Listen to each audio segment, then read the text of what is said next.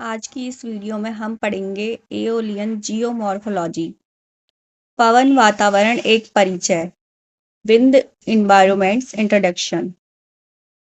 Aeolian भू आकृति विज्ञान यानी कि एओलियन जियोमॉर्फोलॉजी में पवन वातावरण का तात्पर्य उन क्षेत्रों से है जहां भू आकृतियों को आकार देने वाली प्राथमिक शक्ति होती है। यूनानी देवता एलोअस, जिन्हें हवा का देवता माना जाता है, के नाम पर इन प्रक्रियाओं को एओलियन कहा जाता है। मुख्य विशेषताएं: शुष्क और अर्ध शुष्क क्षेत्र। यह वातावरण मुख्य रूप से उन मरुस्थलीय क्षेत्रों में सक्रिय होता है जहां वार्षिक वर्षा 25 सेंटीमीटर से कम होती है। वनस्पति का अभाव। मिट्टी को पकड़ने के लिए पौधों की कमी के कारण हवा आसानी से ढीले कणों को उड़ा ले जाती है। यांत्रिक अपक्षय यानी कि मैकेनिकल वेदरिंग। दिन में अत्यधिक गर्मी और रात में ठंड के कारण चट्टानें टूटती हैं, जिससे हवा के लिए रेत और धूल उपलब्ध होती है। सेकेंड पॉइंट, मरुस्थलीय पवन प्रणालियां यानी कि डेजर्ट विंड सिस्टम्स। मरुस्थलीय वातावरण में हवा की दिशा और शक्ति बहुत महत्वपूर्ण होती है। दिशात्मक परिवर्तनशीलता यानी कि डायरेक्शनल वेरिएबिलिटी।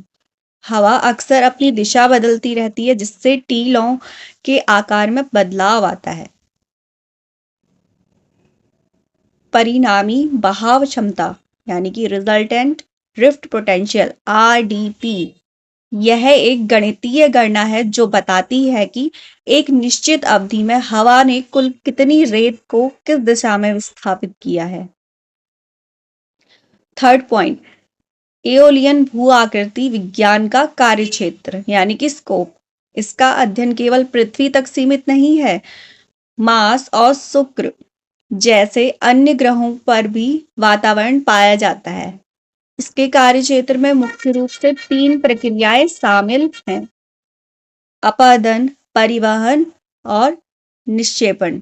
अपरदन यानी कि इरोजन, चट्टानों का कटना।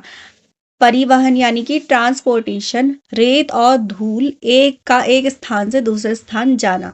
निक्षेपण यानी कि डिपोजिशन, हवा की गति कम होने पर रेत का जमा होना और टीलों का बनना। अब है फोर्थ पॉइंट, पवन परिवहन के प्रकार यानी कि मोड्स ऑफ ट्रांसपोर्ट। हवा कणों को उनके आकार के आधार पर 4 तरीकों से ले जाती है: निलंबन, सॉल्टेशन, क्रीप एंड रेपिटेशन। निलंबन में क्या होता है? बहुत महीन धूल जो हवा में तैरती रहती है। सॉल्टेशन, रेत के कणों का उछल कूद कर आगे बढ़ना। और क्रीप में भारी कणों का जमीन पर रेंगना। रेपिटेशन यानी कि टकराने वाले कणों के प्रभाव से अन्य कणों का थोड़ा विस्थापित होना। Thanks for watching.